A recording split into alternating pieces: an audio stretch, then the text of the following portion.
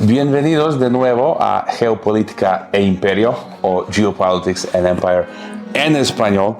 Aquí tengo conmigo politólogo y profesor y ex compañero del Tecnológico de Monterrey, Daniel Duarte. ¿Cómo estás? Herboye, un placer estar en Geopolítica e Imperio.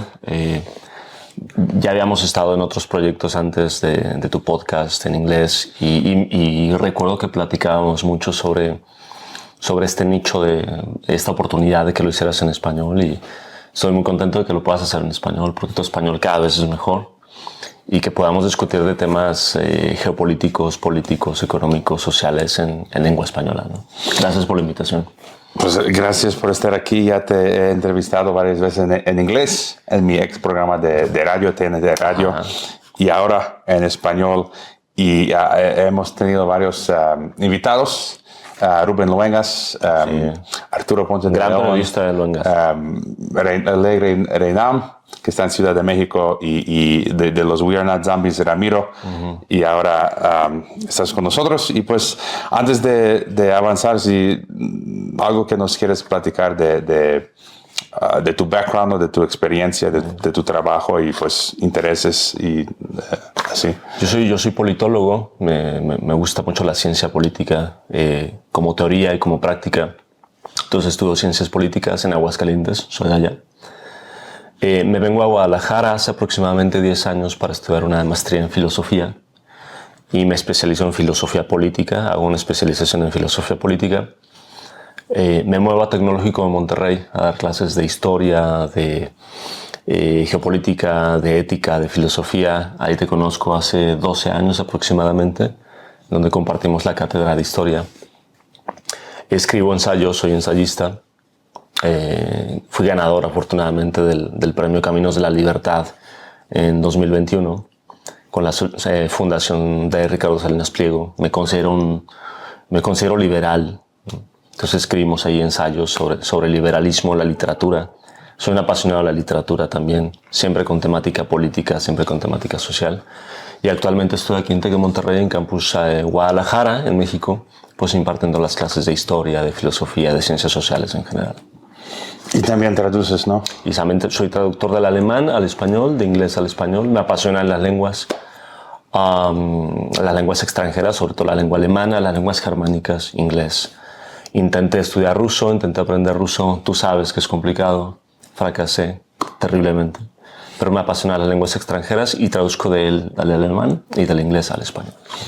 Y sí, fue impresionante cuando me platicaste. Me acuerdo, hace 4 años, 2021, dices 2021, que ganaste ese premio, ¿no? De esa competencia que tu ensayo sobre, creo, Unión Soviética y censura y libertad. Y ya fuiste a Ciudad de México y te mandaron y conociste brevemente Salinas, ¿no? Sí, es una competencia de ensayo. Por cierto, la competencia está abierta ahora mismo. Y es una competencia anual para ensayistas de lengua española, es una competencia internacional abierta. Y yo escribí un ensayo sobre literatura soviética, ¿sí? Un autor que se llama Vasily Grossman, una defensa liberal, una defensa de la libertad en la Unión Soviética. Y bueno, tuve la suerte, porque es un poco de suerte, un poco de fortuna, un poco de talento de ganar ese concurso. Y en la Ciudad de México pues tuvimos la oportunidad de partir con personas que admiro, que reconozco. Sergio Sarmiento, por ejemplo. Y bueno, ahí estuvimos ya van a ser 5 años, hombre. Sí, el tiempo vuela terriblemente. COVID, ya, y los tiempos de corona. Y bueno, para empezar, aquí estamos en México y pues pensé empezar con lo de la política, del gobierno, de los partidos, de Sheinbaum. Sí. ¿Cómo lo ves? ¿Dónde estamos desde que yo llegué? Bueno, era... no me acuerdo quién era en poder cuando yo llegué. 2003. ¿En qué año llegaste? ¿2003? 2010. Era Felipe Calderón. Sí, Calderón, sí. Y luego Peña Nieto.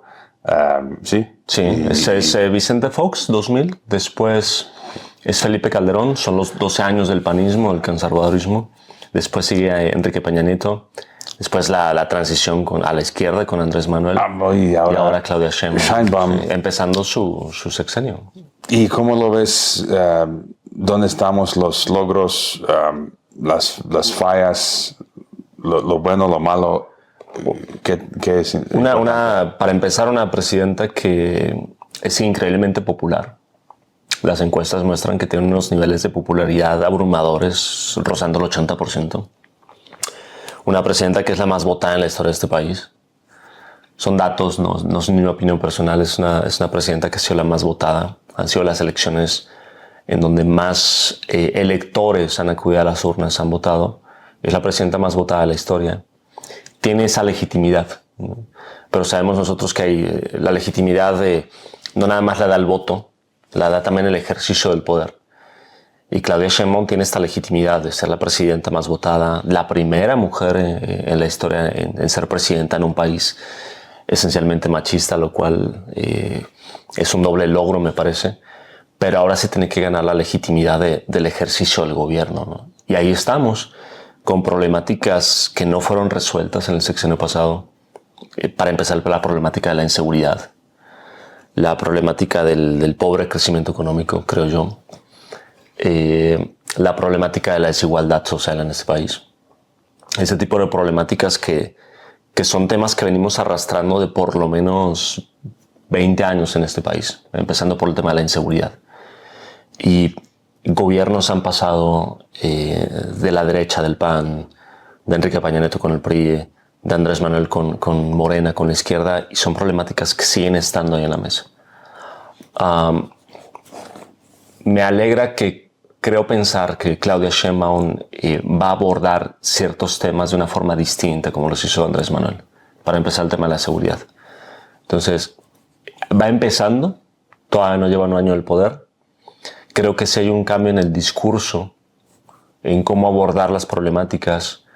No es una presidenta que niegue las problemáticas como creo yo Andrés Manuel sí lo hacía.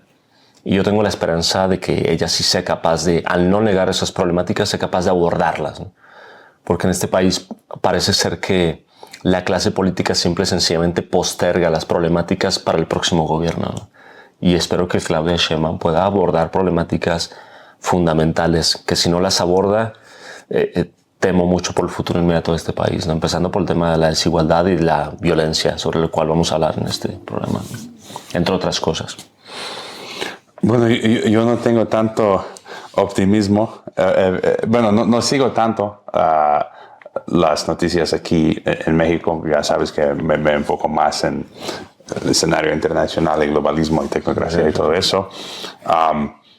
Pero hablando de inseguridad, por ejemplo, tuvimos las últimas noticias sobre los campos de exterminio, ¿no?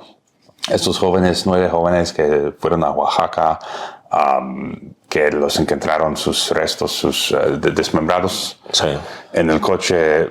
Creo que sobrevivió una mujer y ella testificó que era la policía municipal, supuestamente, que los secuestraron primero. Entonces no es claro lo que pasó, pero el hecho que esas cosas siguen pasando. Entonces, ¿cómo ves eso? Y luego, lo que a mí me llamó la atención, y luego salí en el programa con Rubén Luengas hablando de eso, es que vi algo diferente esta vez con la propaganda, las noticias reportando. En esos casos me parecía mucho a lo que pasó con Estados Unidos y 11 de septiembre y Global War on Terror, esa guerra contra el terrorismo global, y de Afganistán, Irak.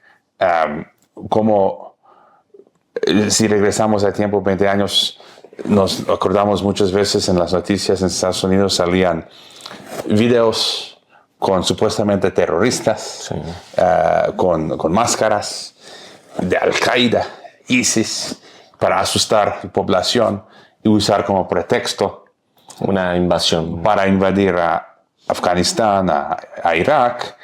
Y ahora hablaron de esos campos de exterminio del Auschwitz mexicano, sí, que es pues exagerado, ¿no? Sí, esas cosas están... Es un gran título propagandístico para una nota roja, ¿no? Sí, gran encabezado. Y no quiero disminuir, yo soy el primero pues de decir lo que está pasando aquí en México está loco, ¿no? Aquí mismo en Guadalajara, 30 minutos de aquí, se encuentran barriles con ácido para disolver cuerpos humanos, cosas así está pasando. Se metieron a mi casa donde vivía antes 3 veces, ¿no? Secuestros de la misma policía. Todo eso está pasando. Pero a mí me llamó atención porque hemos escuchado que Washington ya se está preparando para, como quieren invadir a México, atacar los cárteles. Y entonces, ¿cómo ves de ese tema de inseguridad, los campos, las amenazas de Washington? Es un tema largo, creo. En lo personal pienso que es el gran tema a solucionar en México. O sea, podemos hablar de muchas cosas, podemos hablar de economía, de desigualdad, de crecimiento, de inflación. Pero creo que el gran tema pendiente desde hace por lo menos 20 años es el tema de la inseguridad, ¿no? Todos los que siguen la política mexicana saben que el tema empieza aproximadamente en 2006, cuando tú llegas en el sexenio del presidente Calderón. Él ya detectaba que desde el sexenio de Vicente Fox la violencia relacionada con el tráfico de drogas se incrementaba, ¿no? Desde el 2005-2006 se incrementaba. Él toma una decisión para mí equivocada, para mí fatídica, que es utilizar las Fuerzas Armadas mexicanas en el combate a los narcotraficantes en este caso. Esta decisión un poco desafortunada y precipitada hace que la violencia que estaba muy focalizada en ciertas ciudades y en ciertas zonas del país se expanda. Se expanda de Michoacán, que es donde empieza todo, a Jalisco, a Tamaulipas, a Nuevo León, a Juárez, a Chihuahua. Y lleguemos a un momento como el 2025 en donde hay partes enteras del territorio mexicano que están tomadas por el crimen organizado. En el norte, en el sur, en el suroeste, en el centro del país. Es un tema de Estado. Vemos con la mezquindad de la clase política mexicana que los panistas culpan a los morenistas culpan a los priistas. Creo que es un tema de Estado. Y uno de los principales problemas es que no se ha abordado como tal. No se ha abordado como un tema de Estado, donde todas las instituciones del Estado y todos los partidos políticos se unan en un gran acuerdo nacional para poder abordar este tema como se tiene que abordar, ¿no? Es urgente. ¿Por qué? Por muchas situaciones, pero me remonto a lo que dices. El gobierno estadounidense, principalmente con el gobierno de Donald Trump, evidencia que el Estado mexicano es incapaz de lidiar con la delincuencia, que el Estado mexicano es incapaz de brindar paz y seguridad. No solamente en México, sino también con los problemas del tráfico de drogas a los Estados Unidos. Pareciera que el gobierno estadounidense dice: México, si no eres capaz de manejar el asunto, déjamelo a mí. Pero para eso necesito tu soberanía, para eso necesito entrar, para eso necesito que me des permiso, entre comillas, de, incursionar en territorio mexicano. Ya hemos leído en encabezados que hay drones encima del territorio mexicano, aviones no tripulados encima del territorio mexicano, por arriba del territorio mexicano. Y ese es el gran riesgo, que si el Estado mexicano sigue siendo incapaz de lidiar con esto, puede haber una excusa para que el Estado estadounidense viole una vez más en la historia la soberanía mexicana, con la balcanización que eso representaría, ¿no? Es un tema de soberanía, pero también es un tema de seguridad. Por lo tanto, el gobierno de Claudia Sheinbaum tiene un tema pendiente enorme. Son 20 años de atraso, 20 años de desidia, 20 años de no tomar al toro por los cuernos, digamos, y de mostrarle al gobierno estadounidense que, primero, hay voluntad política de solucionar el problema, y segundo, que se puede lograr, ¿no? Si no es así, una de las peores consecuencias sería ciertamente una intervención. ¿De qué tipo? Pues podemos discutir ahora sobre esto, ¿no? Pero sería un gran riesgo para la soberanía mexicana. El tema para mí interesante aquí, que se vincula, que sigue, hemos visto, como tú mencionaste, esos aviones, drones. Trump acabó ¿cómo se llama? Reservación Roosevelt, que de California hacia casi Texas, en la frontera. Era, creo que, territorio, propiedad del gobierno, y lo apropió para ahora instalar soldados militar. Sí.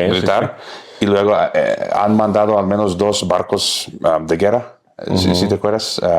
Al Golfo. Al Golfo de ¿Golfo de México o Golfo de América? ¿Cómo lo llamamos? América. ¿Cómo lo llamamos? ¿Sí? Yo nada más para enojar a la gente voy a decir Golfo de América y Golfo de México. Yo voto por Golfo de México. No. Que por cierto, en Google Maps o aplicaciones de ese tipo, en Estados Unidos sí dice Gulf of America. Sí. En México, en el resto del mundo, sigue diciendo Golfo de México. Pues eso tiene que ver con el North American Union, ¿no? El tema que yo abordo muchas veces, Unión de América del Norte, Canadá, ¿no? Estados Unidos, México, como tipo Unión Europea. Eso es el plan. Y AMLO, casi todos los presidentes que mencionaste, Vicente Fox soportaba la unificación de Canadá, Estados Unidos y México. López Obrador ha dicho muchas veces, explícitamente, literalmente, que tenemos que copiar Unión Europea y integrar Canadá, Estados Unidos y México. Y creo que Sheinbaum, hemos visto en algunas ocasiones que Sheinbaum también hablaba de integración. Sí. Entonces, eso es el plan. Y yo veo de lo que platicamos de inseguridad, están buscando pretexto pues, para poder integrarnos. Luego tenemos el Mundial, que es una integración de facto. También cultural, de que van a tener juegos en Canadá, Estados Unidos y México. Creo que no han hecho eso antes, ¿no? En varios países. Ya hubo un caso de un mundial en 2 países, en el 2002, donde se celebró en Corea del Sur y en Japón, si no estoy mal. Y este va a ser el primer caso de un mundial de 3 partes, ¿no? De toda Norteamérica. Entonces, ¿cómo ves esa idea? La cosa para mí que también es interesante, que no veo aquí en México, nadie está enterado de eso. Nadie tiene idea, mientras los políticos hablan de eso y quieren avanzarlo. Y Trump quiere integrar Canadá con Estados Unidos, sí, y Groenlandia, claro, y Panamá. Y entonces, ¿cómo ves todo eso? Varias cosas. El tema de la integración ya es muy viejo. Se remonta por lo menos a inicios de los 90s.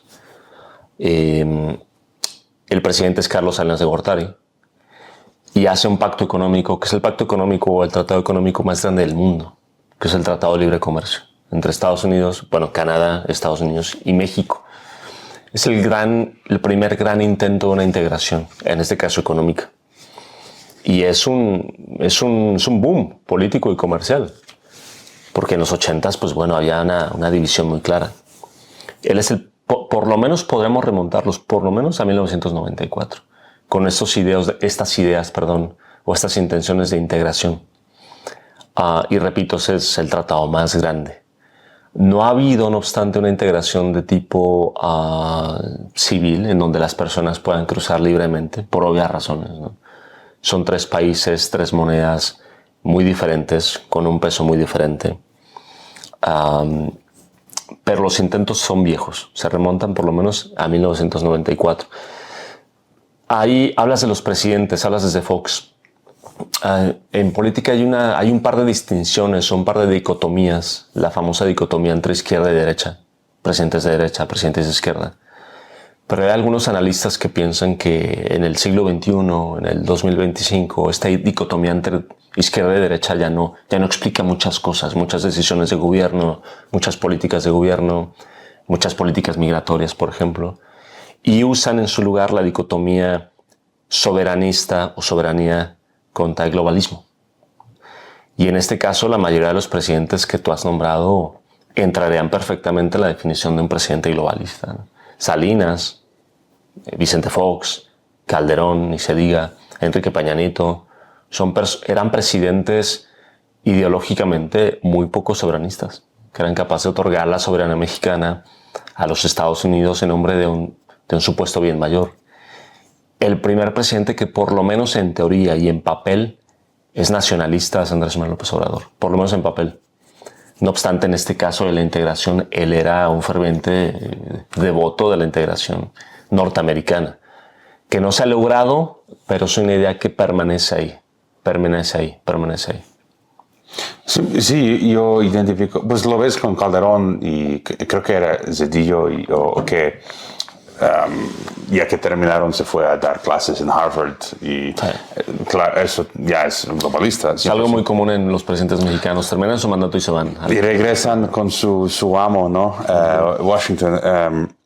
Y bueno, yo siempre digo que AMLO es globalista, pero él es el, ¿cómo decir? Tipo globalista más humano, que quiere al menos salvar algo para su pueblo. Es globalista, quiere gobierno mundial, pero él quería, ¿no? Dentro de ese juego globalista, guardar un poco de soberanía para el pueblo mexicano, pero de todos modos, para mí, yo soy 100% anti-globalista. Ahora, si me permites, esto que muchos llaman la jaula geopolítica, a pesar de que seas nacionalista y soberanista, ¿qué tanto puedes frente a Estados Unidos, ¿no? O sea, un país, tú eres profesor de historia, ¿no? Históricamente México no puede defender su soberanía frente a un gran gigante, no un gran gigante, el más grande país, el país más poderoso en toda la historia, el imperio más poderoso en toda la historia. Yo creo que Estados Unidos es un imperio y creo que es el imperio militar y económico más poderoso de la historia. ¿Qué tantas fichas puedes mover ahí? ¿Qué tanta independencia de movimiento, de toma de decisiones tienes? El ejemplo más claro es el problema migratorio, ¿no? Donald Trump le exige a Andrés Manuel López Obrador que utilice la Guardia Nacional Mexicana, el Ejército Mexicano, para ir al sur y detener migrantes. Bajo la amenaza muy común en Donald Trump, esta forma de hacer política con el bullying, de aranceles, de imposición de aranceles. Y el presidente mexicano obedece.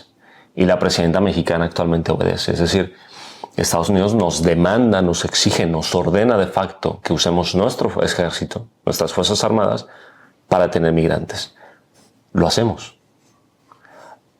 ¿Por qué? Porque de lo contrario se vienen reprimendas que el gobierno mexicano y la economía mexicana no puede tolerar, ¿no?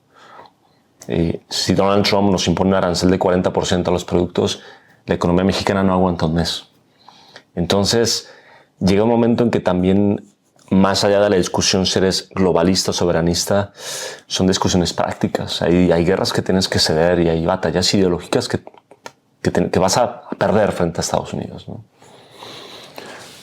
Eso sí es cierto. Temas, culturales. Mencionaste algo antes de empezamos a grabar de digital nomads, nomadismo digital. Es un trend global. Apasionante. Ya en muchos países ahora están creando visas de nómad digital. El turismo, aquí en México, los extranjeros siguen viniendo para vivir, para visitar.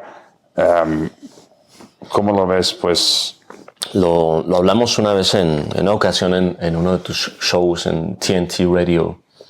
Esta paradoja, y leímos un artículo, recuerdo, esta paradoja en donde, por un lado, México aparece en los encabezados internacionales como un país bárbaro, ¿no? Como si fuéramos Afganistán, como si fuéramos Irak.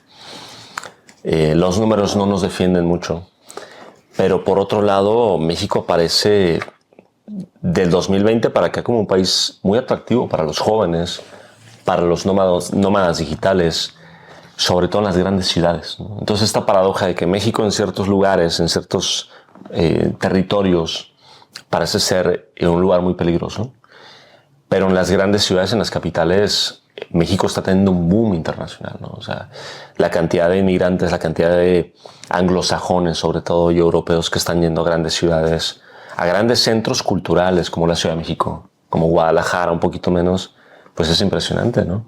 Es el renacer cultural de México. La Ciudad de México ahora tiene un renacer cultural, culinario, artístico, y es atractivo para los jóvenes. A pesar de la mala prensa del país, México es uno de los 10 países más visitados del mundo, ¿no? Es un país con altísimo turismo, es un país que sigue teniendo ese gran atractivo para jóvenes. Por supuesto que el tema de que alguien pueda trabajar digitalmente ganando en dólares o en euros y gastando en pesos mexicanos, pues lo convierte en un lugar súper atractivo. Son rentas mucho más económicas. con consecuencias negativas para los nativos mexicanos, por supuesto. Pero es una paradoja bien interesante, ¿no? Como por un lado el país puede parecer atractivo y como por otro lado puede parecer pues como muy peligroso para ciertos segmentos de la población.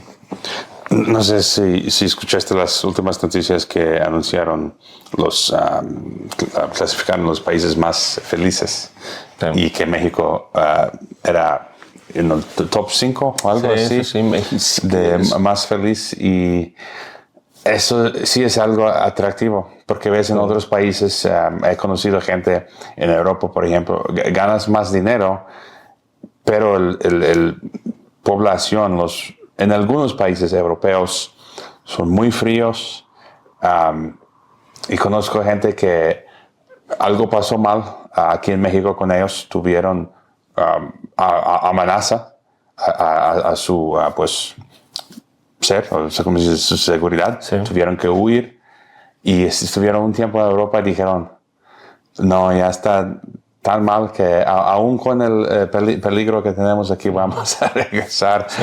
Y sí, no sé más cómo lo ves los extranjeros, cómo crees que los mexicanos ven los extranjeros y ese tema de migración. Y sí entiendo que es un problema que gastan el dinero a extranjeros, pero lo veo muy localizado ese problema en ciertos lugares de Ciudad de México, pero aún si quitamos, yo me quejo mucho aquí en Guadalajara, estoy entre mexicanos, no hay extranjeros aquí, sí. Y igual los precios de las viviendas se dispararon 3 veces sin extranjeros. Entonces, en Guadalajara, en Zapopan, es un problema muy grave, muy grave. Creo que es un problema también global. Es global, sí. El problema de acceso a la vivienda, ¿no? O sea, se habla mucho de derechos universales, ¿no? Pues si la vivienda es un derecho, entonces pues es un derecho nada más en el papel.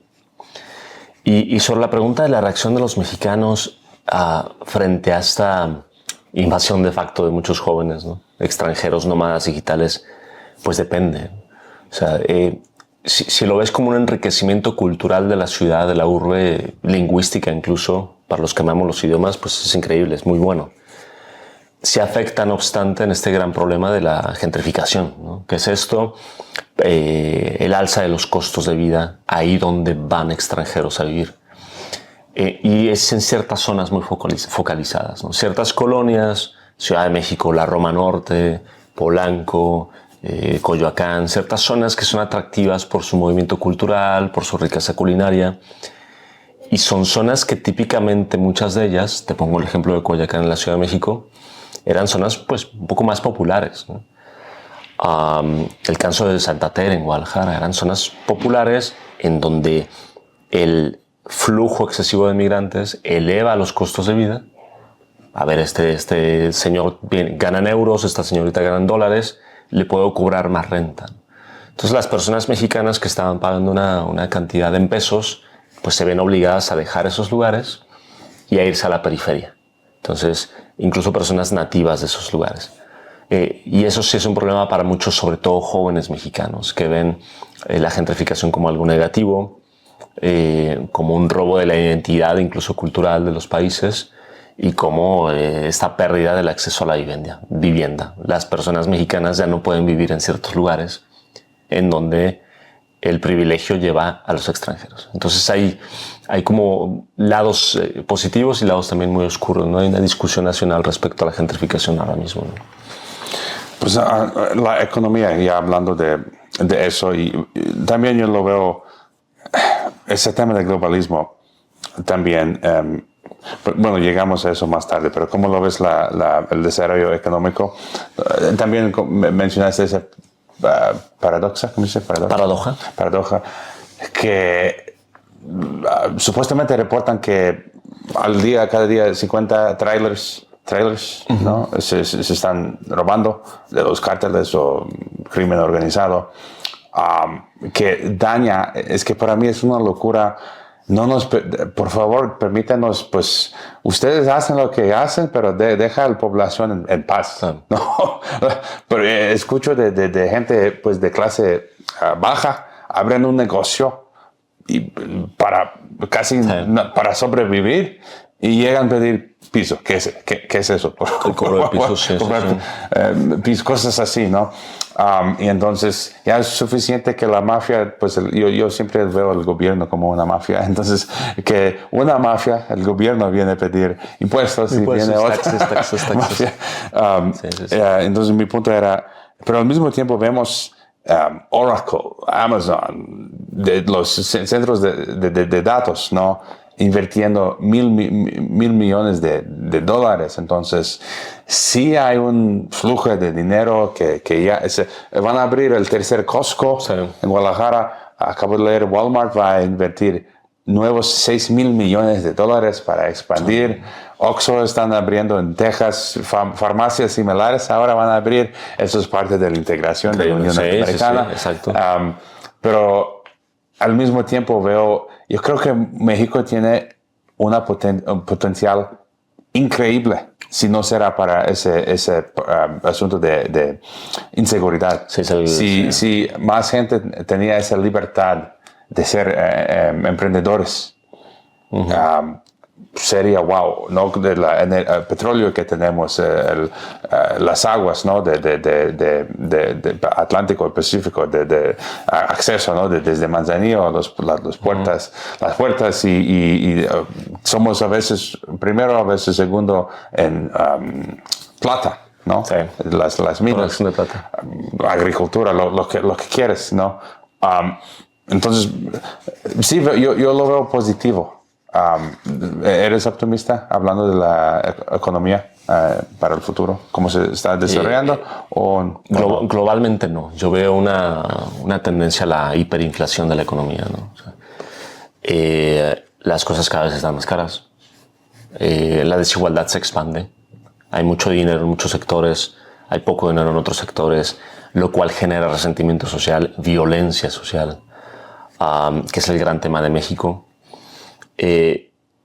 Y sería tan simple como decir hay un tema de inflación en México, que lo hay un problema de inflación actualmente en México, pero cuando te pones a ver la macroeconomía parece ser que es un tema global y todo tiende a subir, ¿no? Es como un océano que está subiendo, ¿no? Y tú intentas sobrevivir, ¿no? Intentas subir junto con pero ya es demasiado, ¿no? Porque es un tema que lleva décadas, ¿no? Un ejemplo muy básico, ¿no? Hablaba hace tiempo con un amigo acerca de los precios de los conciertos para un concierto de rock, ¿no? Y analizábamos los precios de un ticket para un concierto de Madonna, por ejemplo, en los 90. Y tú ves los precios de los boletos ahora y son precios estratosféricos. No, nosotros fuimos a Megadeth. Sí, somos metaleros. Aquí en Guadalajara hace 10 años. Era un buen álbum de ¿cómo se llama? De Dystopia. Ese álbum Dystopia. De Dystopia. Perfecto para los tiempos de COVID, Dystopia. Pero yo, como joven, iba a muchos conciertos. Bueno, en Estados Unidos. Y yo me acuerdo, YouTube, General Admission, ¿no? ¿Cómo se dice? Admisión general, $50, decimos $1,000 pesos. Y lo puede pagar un adolescente, un estudiante. Sí, y últimamente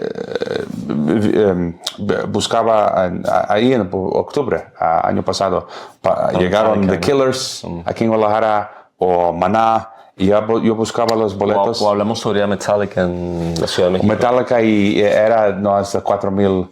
2,000, 3,000, 4,000 pesos. Y atrás, ¿no? General, ¿no? Sí, o los garrafones, platicamos de los garrafones. Cuando yo llegué a México, 30 pesos, ahora son casi 60. Y mencioné eso antes, hablaba con un vecino que las casas en un espacio de 10 años, se triplicaron en precio. Sí, es inaccesible. Agua, comida, se duplicaron. Sí.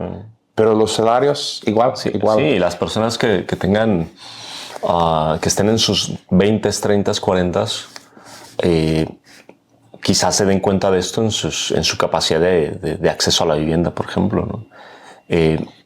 Los salarios se mantienen más o menos igual, pero si comparas tus posibilidades de comprar una vivienda en México, por ejemplo, comparado a las posibilidades que tenía tu abuelo, tu bisabuelo, tienes que gastar 30 años de tu vida para una vivienda, ¿no? En México, ¿no? Y es un tema global. Y es un tema muy criticado desde las izquierdas, pero yo también veo muchos libertarios criticando pues la inminente explosión del sistema capitalista, ¿no? Es como, ¿ahora dónde vamos? ¿Ahora dónde va este sistema que se sigue inflando? Y parece ser que le ponemos parches, les ponemos curitas tras las nuevas crisis, pero yo veo este globo de la inflación creciendo más y más y de forma global, ¿no? ¿Y dónde va a parar? Pues bueno, ya podemos especular mucho, ¿no? Sí, yo lo llamo neofeudalismo y yo lo veo que es, lo hacen intencional, porque han dicho Foro Económico Mundial que no vas a tener nada y vas a ser feliz.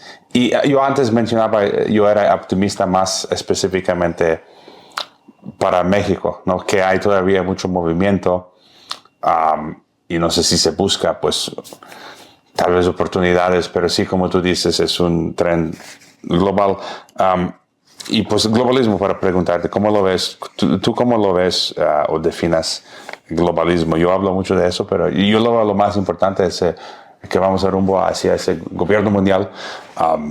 Pero para ti, ¿qué es interesante hablando de globalismo? Yo creo que son necesarias, en eso diferimos tú y yo, me parece. Yo creo que son necesarias instituciones internacionales que pongan ciertas reglas en temas geopolíticos. El problema para mí es que esas grandes instituciones, esos grandes acuerdos después de 1945 han fracasado evidentemente. Para empezar por Naciones Unidas, por ejemplo, Banco Mundial, Fondo Monetario Internacional, instituciones que surgen tras el caos de la Segunda Guerra Mundial y que pretenden generar un clima de convivencia político y económico y social en donde la comunidad internacional pues pueda ponerse de acuerdo. Podamos ser eso, una comunidad internacional. Han fallado, evidentemente, y nos cuestionamos mucho el por qué o el para qué la existencia de esas instituciones. Yo sí creo que es necesario tener ciertos árbitros, ciertas leyes internacionales, ciertas instituciones que controlen internacionalmente la interacción entre los países, entre las naciones. No obstante, si tú me preguntas, yo sí me defino como un absoluto soberanista, ¿no? O sea, una persona que considera que los países deben de tener la más absoluta libertad para tomar sus decisiones económicas, sobre todo, que afecten a sus ciudadanos, ante todo, ¿sí? Entonces, en ese aspecto pienso que los países pueden cooperar con estas organizaciones internacionales mientras ellas respeten la soberanía de los pueblos, el voto popular. Te pongo el ejemplo de la Unión Europea, tú eres ciudadano europeo. Que las decisiones que influyen en España, por ejemplo, en Croacia, no sean tomadas en Bruselas, sean tomadas en Madrid, sean tomadas en Zagreb, sean tomadas por los gobiernos electos por las personas de esas naciones, no por oficinistas, no por banqueros, sino por corporaciones en países como Bélgica en este caso, en la Unión Europea. Eso creo, en grandes rasgos. Pero, bueno, pero sí entiendes a lo que me refiero, el parte mal del globalismo, ¿no? De un Klaus Schwab, un Bill Gates, ¿no? Esos poderes ocultos que quieren imponer sus agendas, pues, sí, malvadas, ¿no? Eso. Sí, en ese aspecto, el gran poder de la plutocracia, ¿no? O sea, me considero un tipo demócrata. Y es profundamente decepcionante que vemos, el caso de Estados Unidos es paradigmático, que parece ser que no gobiernan ni siquiera los políticos. Te pueden quedar bien o mal los políticos. Te puede quedar bien Donald Trump o no. Pero Elon Musk parece ser el que gobierna, ¿no? Y tú dices, ¿quién votó por él? ¿Quién votó por las corporaciones que toman decisiones, ¿no? Y ese aspecto sí me preocupa porque es un aspecto profundamente antidemocrático de las autoproclamadas o las llamadas democracias contemporáneas, ¿no? Que parece ser que las decisiones no se toman en los congresos nacionales, se toman en otro lugar. Y ese es un problema muy grave para la soberanía de los pueblos y pues para la definición propia de democracia, ¿no? El gobierno de la gente, por la gente, para la gente, ¿no? Que es la definición típica. Pues eso entra en tema de tecnocracia. Y de hecho ellos pues quieren acabar, ¿no? Ellos quieren acabar de democracia, que no hay más votación, que todo controla el algoritmo, inteligencia artificial, entonces no tenemos más que votar. O votaciones, esta es una de las grandes razones por las que mucha gente, muchos jóvenes ya no votan más, ¿no? Tú analizas el nivel de voto de las personas y muchas personas dicen, ¿pero para qué voto? Si las decisiones no las toman los políticos siquiera. Las toman las corporaciones, las toman los banqueros, las toman del Fondo Monetario Internacional. ¿Para qué voto? Y bueno, para preguntarte sobre la dictadura digital, como yo lo llamo, y los otros efectos, ¿no?, de las redes sociales, que estábamos hablando sobre eso antes de grabar, pero hoy me enteré hay una nueva ley de telecomunicación que quieren implementar aquí en México. Y mira, no es una sorpresa. Lo están haciendo, algunos países ya lo tienen, ¿no? He leído en Kazajstán, donde vivía antes, o Rusia ahora. No he leído completamente sobre esa nueva ley, porque apenas hoy se salió. Pero hay cosas, por ejemplo, donde quieren, para SIM de tu celular, tienes que registrar tu información. Intentaron, yo me acuerdo, de hecho, hace 10 años, cuando yo estaba aquí bajo Calderón, intentaron hacer eso. No lograron, pero ahora, por ejemplo, en Kazajstán no puedes tener SIM si no das todos tus datos. Y ahora añadieron, tienes que dar tus datos biométricos en Kazajistán. Sí. Y si no, no puedes tener celular. Ahora lo mismo en Rusia, en la Unión Europea. Y luego sale en control de las plataformas digitales, que el gobierno mexicano ahora quiere tomar control de las plataformas. Se supone como lo está haciendo en Alemania, sí, o no sé, Australia, donde si el gobierno no le gusta lo que estás pensando, diciendo, pueden decir a Facebook, a X, lo que sea, sí, quita su cuenta y se acabó. Sí, y curiosamente pasa en muchas de las cunas de la democracia occidental, ¿no? Es decir, vamos a encarcelar a una persona por una opinión en X, en la red social, por ejemplo, ¿no? Se torna el panorama orwelliano totalmente, ¿no? Y aquí, fíjate, interesante que en el siglo XXI vuelven a tomar trascendencia estos grandes autores liberales, ¿no?, como Orwell, por ejemplo, como Huxley, que todo el tiempo nos advertían sobre la vigilancia, ¿no? Y la vigilancia puede venir de distintas formas. Me queda claro que los totalitarismos del siglo XXI no van a ser como los del siglo XX. No va a haber estalinismo en el siglo XXI, no va a haber un nazismo en el siglo XXI. Pero parece ser una cuestión más antropológica y filosófica, ¿no? Este anhelo del Estado o de las corporaciones en el siglo XX por controlar no nada más el movimiento de los ciudadanos, sino ahora también sus conciencias.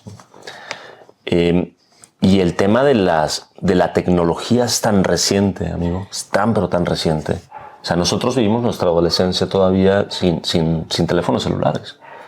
Llegamos a los 25 años, quizás 30, en redes sociales. Entonces esto es demasiado actual, ¿no?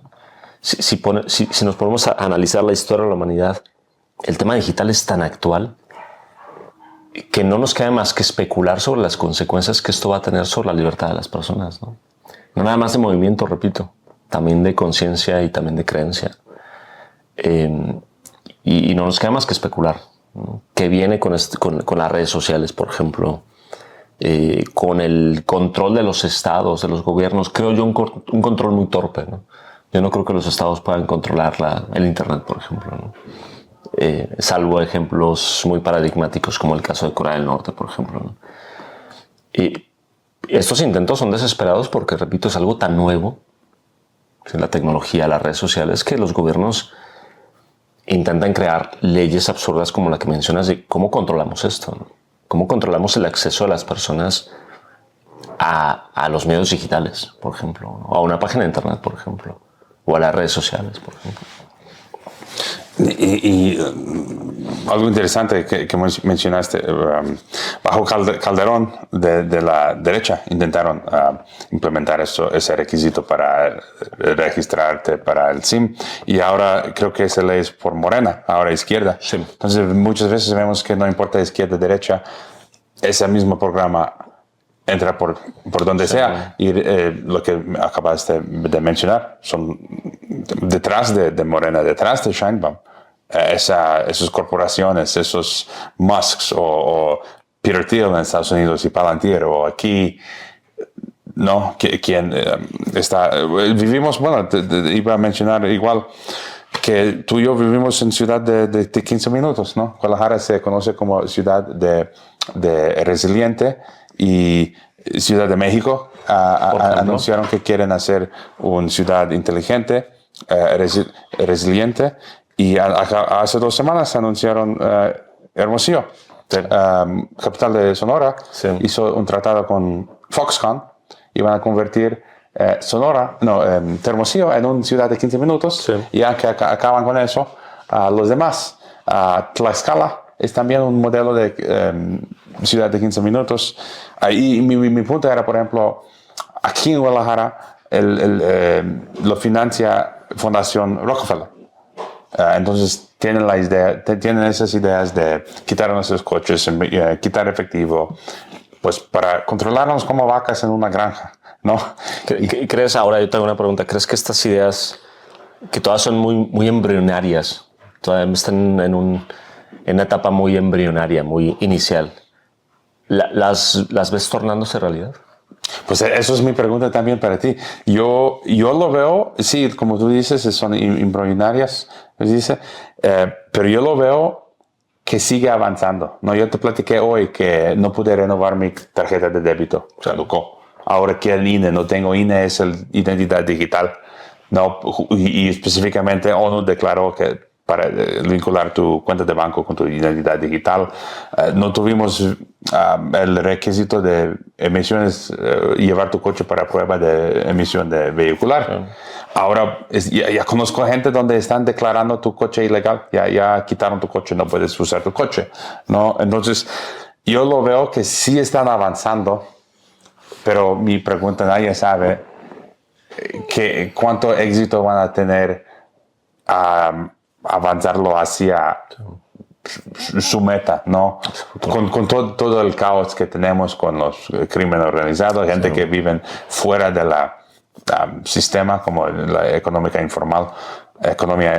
Sí. Un gran sector de la economía mexicana. Es que yo veo, sí están teniendo éxito.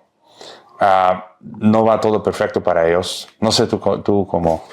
Es un tema, por ejemplo, en México tenemos por lo menos 4 sexenios, si no estoy mal, por lo menos desde Enrique Peña Nieto, discutiendo sobre la posibilidad de una identificación única.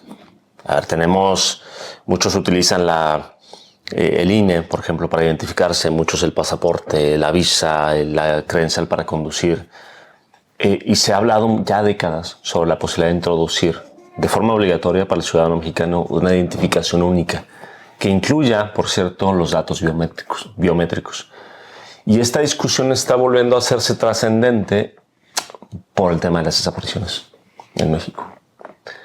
Es decir, tenemos un caso grave, un caso real de desaparecidos en este país, en donde encontramos restos humanos y no sabemos de quiénes son.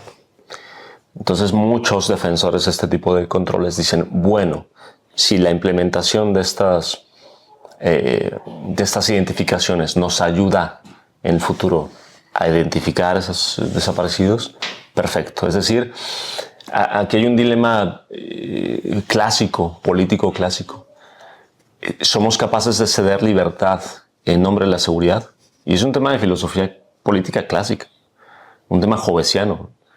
Si para ser o sentirnos más seguros tenemos que ceder libertad, yo te apuesto que la mayoría de la población diría, adelante, con tal de tener seguridad, yo cedo mi libertad, ¿no?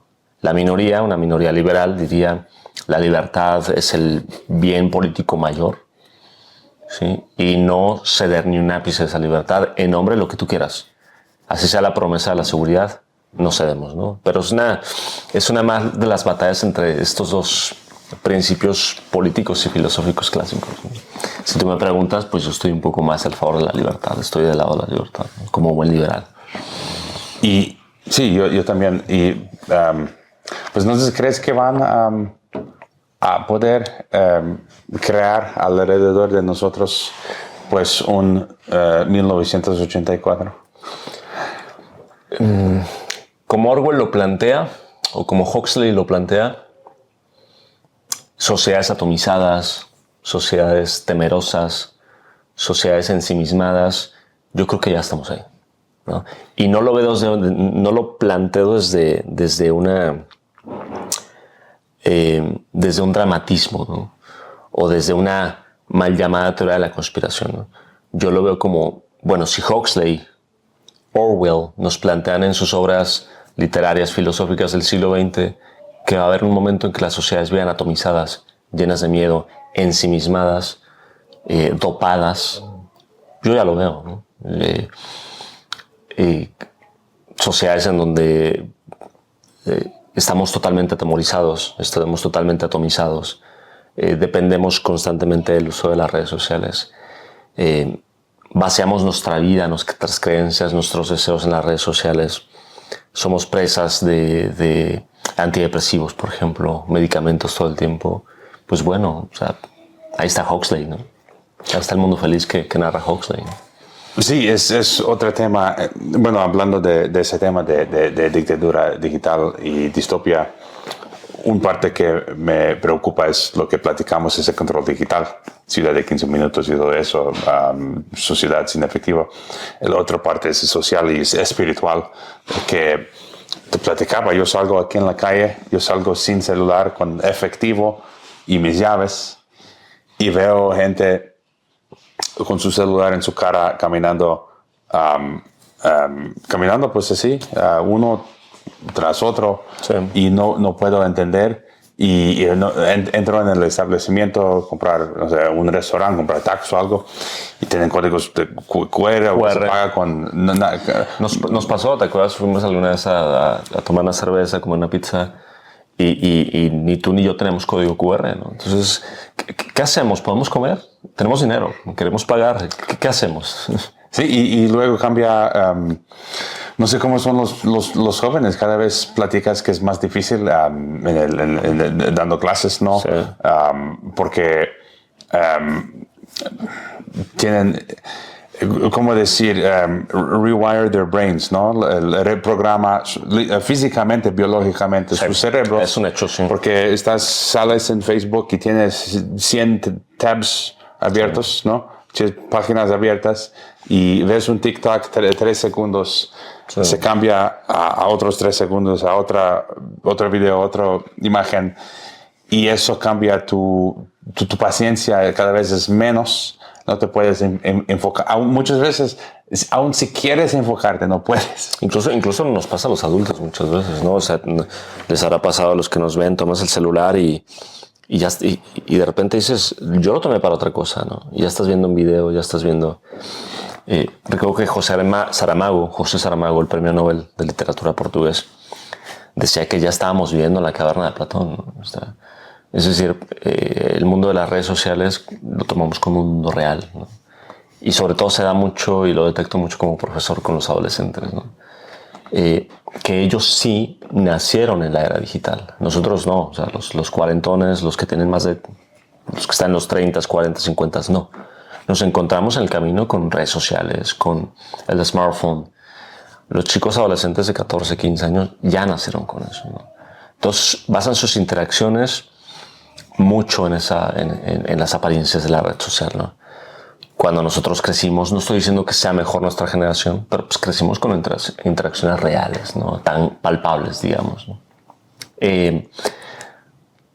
Indudablemente eso va a cambiar la conformación cerebral, social de los chicos, ¿no? Para bien o para mal, pues bueno.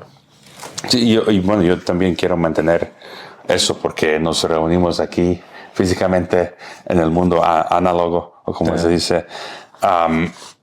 Bueno, de Latinoamérica, antes de preguntarte sobre geopolítica internacional, ¿qué más?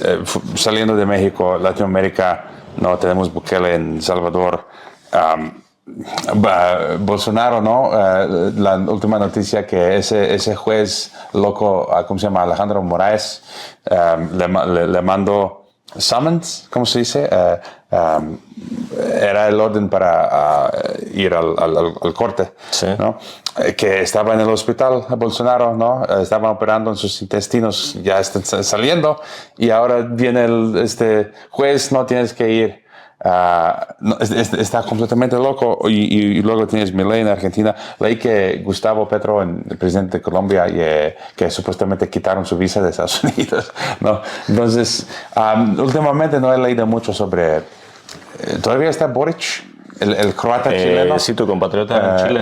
Sí. En Chile no he escuchado nada de Chile ni de Bolivia, pues nada más pues de Bukele y Milei que es interesante pues. Ya sabes, siempre, bueno, yo creo para empezar la trascendencia de México, yo creo que la presidenta Claudia Sheinbaum va a intentar posicionar o reposicionar a México como una potencia regional. Andrés Manuel López Obrador, si ustedes recuerdan, decía, la mejor política externa es la política interna. Andrés Manuel no salía para nada. Y Claudia Sheinbaum, en el primer mes que tiene, inmediatamente sale, me parece, una cumbre del G20, ¿no? Y con esto da un símbolo de México, va a ser un protagonista por lo menos regionalmente. Y lo celebro, ¿no? Me parece que México tiene que ser un protagonista en la política internacional, en la política latinoamericana, por lo menos. Latinoamérica siempre ha sido ese... Cuando hablas de comunidad internacional y cuando hablas de política internacional, es un lugar un poco olvidado, ¿no? Y muy polarizado, muy polarizado. Vemos dos grandes vertientes, la vertiente de la izquierda, en donde ahora está México, donde está Colombia, donde está Chile, una izquierda un poco más al centro, y después está Brasil, por supuesto, con Lula de nuevo, y después esta oleada de la derecha, ¿no? El Salvador, Argentina, Ecuador con la reelección de Daniel Noboa y el fracaso de los correístas en Ecuador, y parece ser que esta incapacidad de los países latinoamericanos pues para forjar una potencia regional entre todos, ¿no? Una división fuerte, una división ideológica fuerte entre la izquierda y la derecha, y bueno, pues espero realmente que México pueda ser protagonista otra vez, dado que este protagonismo pues Andrés Manuel lo dejó de lado, ¿no? México en algún momento fue protagonista en América Latina, hoy me parece que ya no lo es en este concierto de voces pues muy dispares, ¿no? Muy violentas, incluso muy agresivas. Y sí, eso de Noboa, yo lo veo otra vez, no sigo tanto en detalle, pero lo que imagino es que Ecuador ya es pues de Washington, ¿no? Sí, claro, usan el dólar estadounidense, rompimos relaciones definitivamente México y Ecuador, ¿lo supiste? Sí. Daniel Noboa hace algo increíble, algo inaudito el año pasado, en 2024, pues viola la soberanía mexicana, se mete a la embajada mexicana para apresar a un político... un político ecuatoriano. Sí. Vuelve a ser Ecuador. Y bueno, esto inicia un problemazo, un problema grande diplomático entre México, Estados y Ecuador, perdón. Rompemos relaciones y Claudia Sheinbaum, nuestra presidenta mexicana, dice, mientras esté Daniel Noboa ahí, yo no tengo relaciones diplomáticas con Ecuador. Y eso va a ser hasta el 2029. Daniel Noboa se acaba de reelegir, en lo cual pues es una derrota muy fuerte para la izquierda en Latinoamérica y para el correísmo, así se llama el movimiento de izquierda en Ecuador.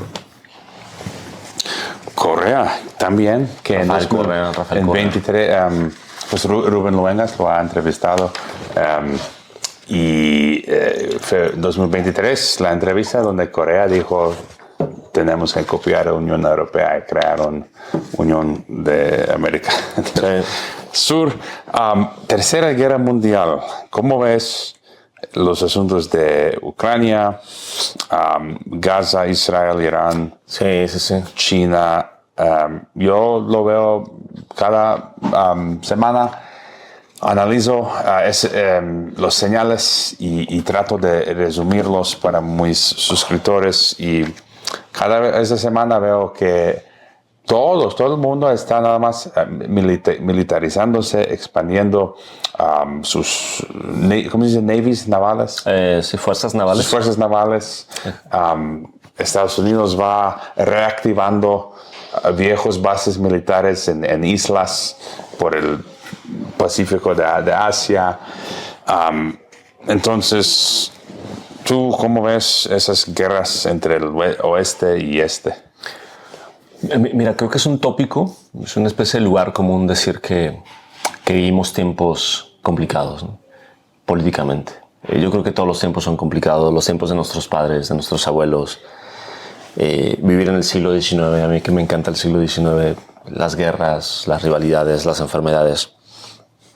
Pero por lo menos desde 1945, en donde se acaba la Segunda Guerra Mundial, parece ser que hay un gran pacto con esta creación de instituciones, ¿no? Un gran pacto en donde las guerras en Occidente se acaban, por lo menos en Occidente. Desde ese entonces yo no veo un periodo más cercano a una gran guerra como ahora. Hay una guerra europea, lo cual no es poca cosa. El día de ayer, mientras grabamos esta entrevista, Rusia pues comete su ataque más fuerte hacia Kiev, la capital de Ucrania, en un año.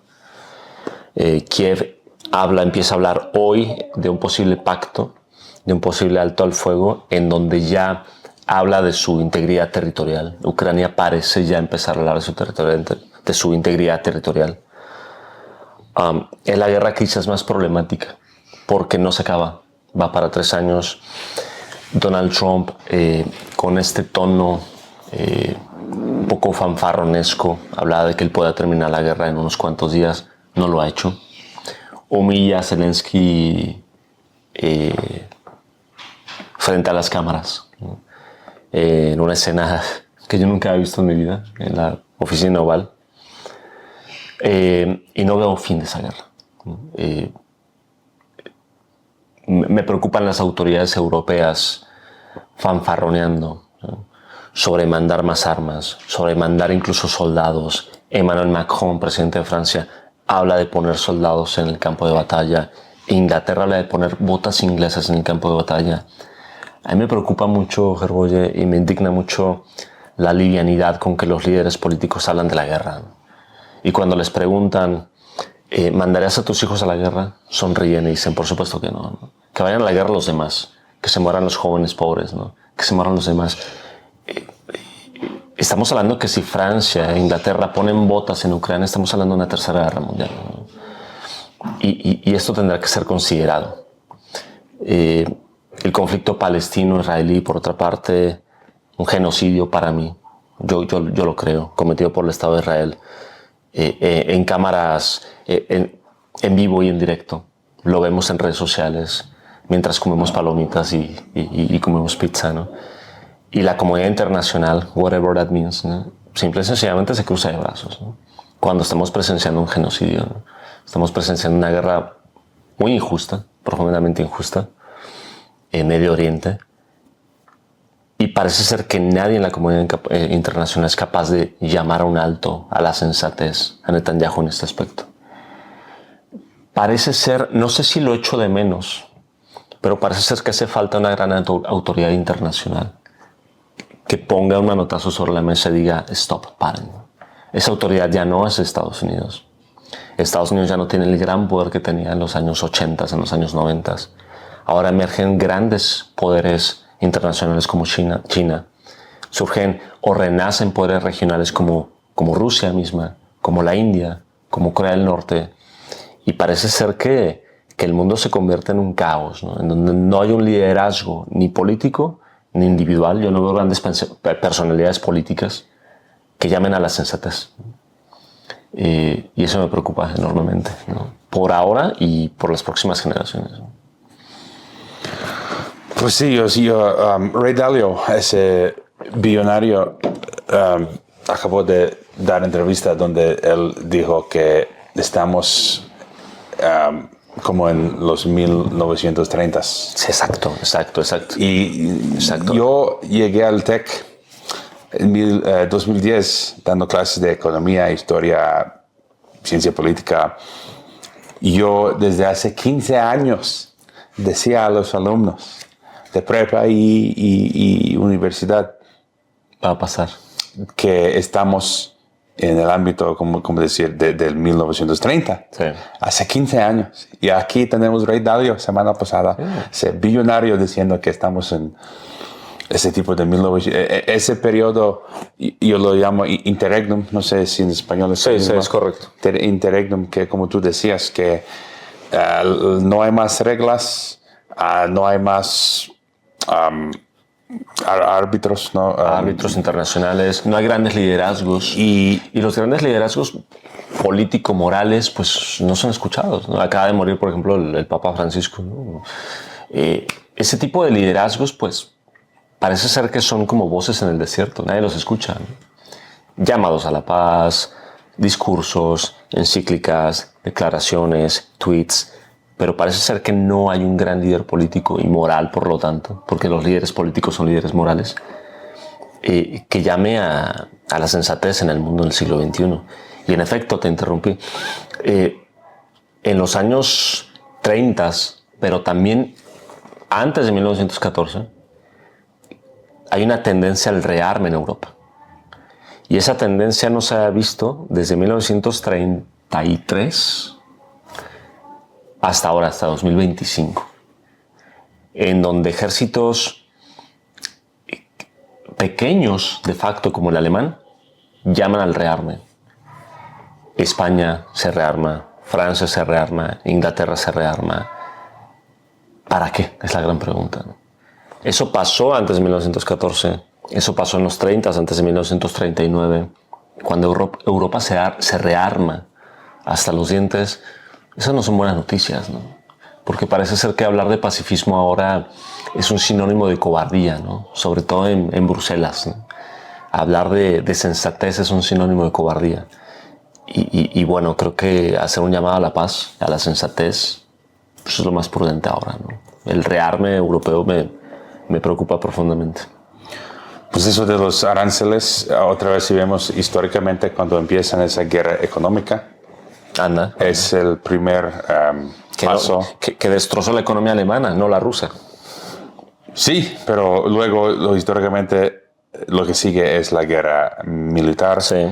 Y de lo que tú dices, yo no espero que pasa, como decir, pero como conozco a esos élites y creo que cuáles son sus planes y que son psicópatas, espero que ellos sí van a mejor palabra que espero, like I expect, ¿no? Espero. Sí, espero que ellos sí lo van a atacar, yo creo que a Rusia, porque yo he dicho muchas veces que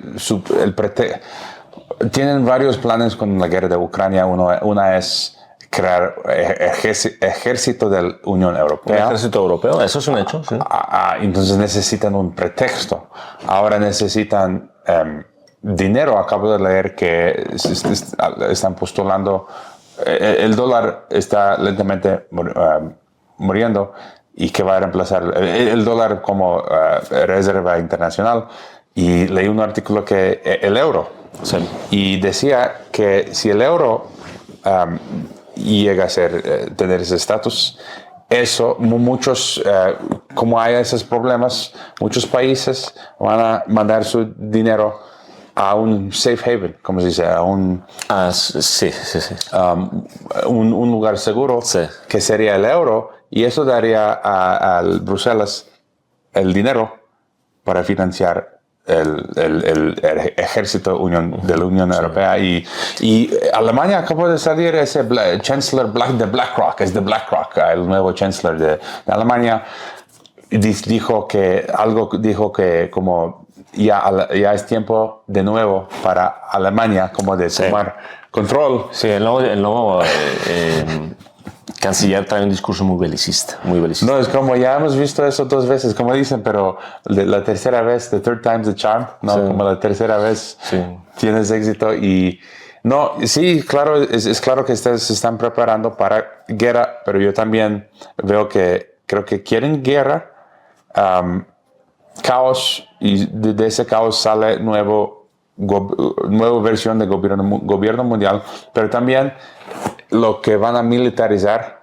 sus gobiernos van a militarizar con el pretexto de Rusia, China, quien sea, pero también después de eso van a construir esa infraestructura militar que se van a usar contra las poblaciones para prevenir cualquier tipo de rebelión, revolución, por el neofeudalismo que platicamos. Ahora, yo no veo en la Unión Europea, lo que más veo es desunión, ¿no? O sea, cuando hablamos de Europa, porque leemos los periódicos occidentales y Europa plantea la creación de un gran... ¿Quién es Europa? ¿No? Es Francia e Inglaterra y Alemania. Italia no está ahí. Hay mucha oposición en Meloni. Hungría no está ahí. Polonia no está ahí. Hay países que son altamente escépticos. Entonces, en la Unión Europea, este gran proyecto político, yo mucho de lo que veo es desunión, ¿no? Es decir, no veo que todos vayan a la par de Bruselas. No todos sigan los postulados de Bruselas, incluso en temas tan fundamentales como la guerra en Ucrania, por ejemplo. Eso podría ser una esperanza de que este llamado a la creación de un ejército europeo y esta militarización de Europa, pues no llegue a un buen puerto, ¿no? Nadie me preguntó si yo quería... siempre confundo ser y estar. Si yo quería estar, ¿no? Ser. Si yo quería ser ciudadano de... Si yo quería ser ciudadano mexicano. De la Unión Europea. De Croacia sí, pero ahora soy ciudadano de Unión Europea. Yo quiero que un día se van a disolver, desaparecer. No sé cuándo es ese momento, pero... son mis oraciones. La Unión Europea. Que Bruselas. ¿Crees que lo llegues a ver? Desaparece. ¿Crees que lo llegues a ver en tu vida? ¿Ah? ¿Crees que lo llegues a ver en tu vida? Es posible, pues, pero lo hemos visto con, por ejemplo, Unión Soviética, 70 años, rusos que tuvieron vivir bajo Unión Soviética, entonces Unión Europea. Pues Vladimir Bukovsky, disidente ruso, llamaba Unión Europea el New European Soviet, nuevo Soviet europeo. Yo lo llamo el Cuarto Reich, porque si hay raíces, se puede comprobar, hay raíces de los nazis, de Bruselas y de la Unión Europea. Pero bueno, para pues, cerrar, hay algo que no mencionamos que es importante. A nivel internacional eso, ¿no? Esa preocupación por las guerras, por la falta de liderazgos políticos, por la falta de acuerdos políticos, por la falta de instituciones que garanticen la paz y que llamen a la sensatez. Veo que vivimos en una especie de periodo de anarquía, en donde emergen grandes poderes y están preparándose para algo grande.